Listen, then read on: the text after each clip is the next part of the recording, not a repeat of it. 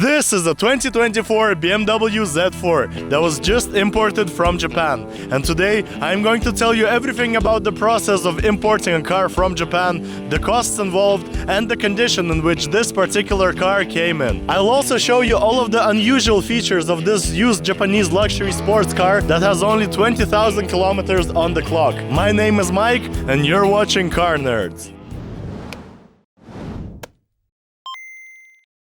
Before we get to the pricing, I want to talk about the condition of this Z4. According to the auction sheet, this car has just 3 tiny scratches and a 5A rating, which means that it's in near flawless condition. But is that true?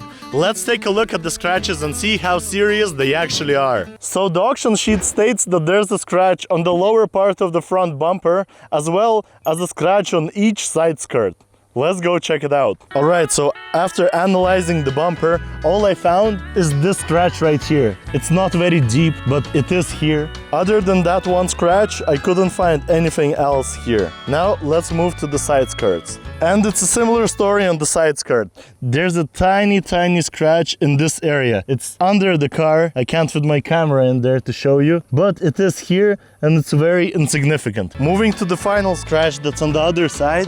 Okay, so here is the final scratch, exactly the same as we had on the other side. So what I'm trying to say here is, no matter if it's a huge damage or a tiny, insignificant, barely visible scratch, it's going to be marked and you will know exactly in which condition the car will arrive, without any surprises. Moving on to the pricing, buying a used 2024 Z4 in Cyprus would cost you around 45,000 euros. However, buying the same Z4 from Japan would cost you around 38 to 48,000, and that's including all expenses such as the transportations, the customs, and the registration fees. Cars like this Z4 aren't really common, so finding one in the exact spec that you want in the local market could be extremely difficult. But the Japanese auction solved that problem by giving us access to a much wider selection of cars. However, importing a car from Japan does come with one major downside, which is the transportation time. This BMW Z4 took around 3 months to arrive to Cyprus. The further your country is from Japan, the longer the shipping process will take. And once it arrives, it then takes another 2 to 3 weeks for the car to pass all of the inspections, get all of the certifications and registrations before you can actually go and receive your car. Now let's talk about some of the cool features of this Z4. If you're already parked in the car with the roof down and it starts to rain, you can close the roof using the key fob. Just press the lock button and hold it, and the roof will close in about 10 seconds. You can also open and close the roof from the inside of the car, of course.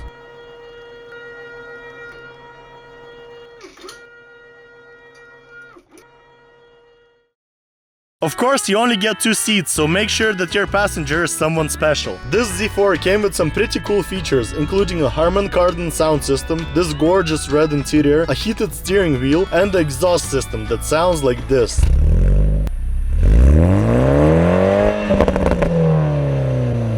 Key-wise, the Z4 came with the classic BMW key that you'll find in many other BMW models. Moving on to the inside, there's quite a lot of legroom in here, but I can't say the same about the headroom. I'm 188 centimeters tall and my head is already touching the ceiling. But luckily this is a Z4, so there's a simple solution. Just press this button and lower down the roof. Yeah, much better. With the roof down, I have unlimited headroom, and realistically somebody of my height would prefer to drive without the roof most of the time. And as for the condition, the interior is absolutely flawless. There's really nothing bad that I can point out here. Japanese owners are known for taking very good care of their cars. And Japanese cars generally come in great conditions. In one of my previous videos, I reviewed the Porsche Cayenne GTS, and the interior there was also perfect. But when a Japanese car arrives, some things do need to be changed to comfort us, the European users. And one of those things is the system language. Both the gauge cluster and the infotainment system come in Japanese, a language that I obviously don't understand. But luckily that could be changed in the settings. However, not every Japanese car comes with English pre-installed as one of the language options. In that case, the system needs to be reprogrammed by a specialist to add the language of your choice. We offer this service to our clients, and there's plenty of specialists all over the world that can assist you if you live live in another country. There's also a few other things that need to be changed in a Japanese car to fit the European market. One of those things is the radio frequencies. The radio frequencies in Japan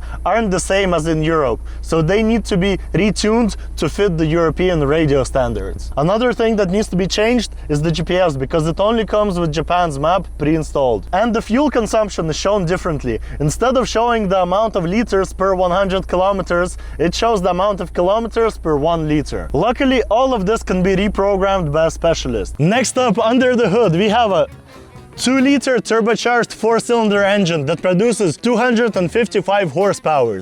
Now, that might not sound like much, but in a car like this, every horsepower makes a big difference. There's also a surprising amount of space in front of the engine. It almost looks like BMW could fit a V8 in here. And while BMW does offer a Z4 with a turbocharged 6-cylinder, the real reason for all this extra space is actually the engine position. BMW has pushed the engine far back towards the center of the car. By moving the engine further back, BMW keeps more of the car's weight closer to the center, making the Z4 feel more balanced in corners instead of putting too much weight over the front wheels. And now it's time to see what the Z4 is actually like on the road. The first thing I noticed is the fast throttle response. It's surprisingly quick, especially considering that it only has 255 horsepower on paper. I recently drove a BMW 330i, and while that felt okay, this one feels surprisingly quick. And the interior is a very nice place to be in.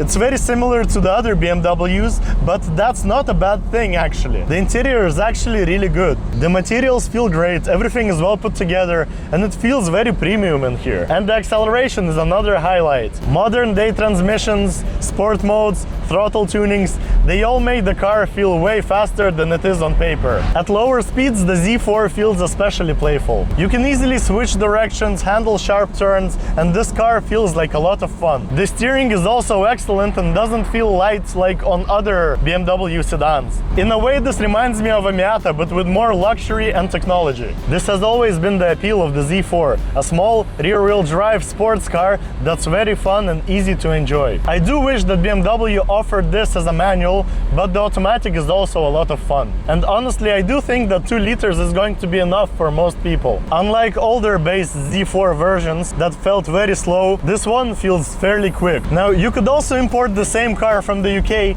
but then there would be no condition guarantee. Cars from the UK generally have more wear because of the poor road and weather conditions. And there's also a lot of shady dealers that sell cars with hidden problems or unclear histories. And that's why our company CARNERDS only works with cars from Japan that we can properly check and trust. I hope that you've enjoyed this video. If you're thinking of importing a car from Japan, reach out to us and my colleague Anastasia will help guide you through the entire process, from start to finish. You can find her contact in the video description.